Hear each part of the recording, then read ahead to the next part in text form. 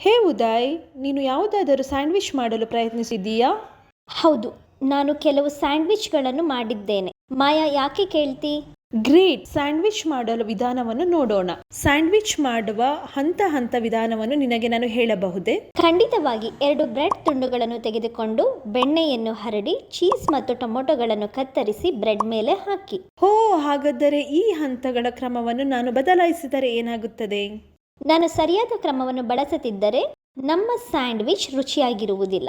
ಸರಿಯಾಗಿ ಹೇಳಿದೆ ಉದಯ್. ಈಗ ಕಂಪ್ಯೂಟರ್ಗಳ ಬಗ್ಗೆ ಯೋಚಿಸು. ಕಂಪ್ಯೂಟರ್ಗಳು ನಮಗೆ ಕೆಲಸ ಮಾಡಲು ನಾವು ಆಲ್ಗರಿದಮ್ಗಳನ್ನು ಬಳಸುತ್ತೇವೆ. ಆಲ್ಗರಿದಮ್ ಎಂಬುದು ಕಂಪ್ಯೂಟರ್ ಸುಲಭವಾಗಿ ಅರ್ಥ ಮಾಡಿಕೊಳ್ಳುವ ರೀತಿಯಲ್ಲಿ ಬರೆಯಲಾದ ಭಾಷೆ. ಹಾಗಾದರೆ ಆಲ್ಗರಿದಮ್ಗಳು ಕಂಪ್ಯೂಟರ್ ಕಾರ್ಯಗಳ ಬೆನ್ನೆಲುಬಿನಂತೆ ಅಲ್ಲವೇ? ನಿನಗೀಗ ಅರ್ಥವಾಗಿದೆ ಉದಯ್.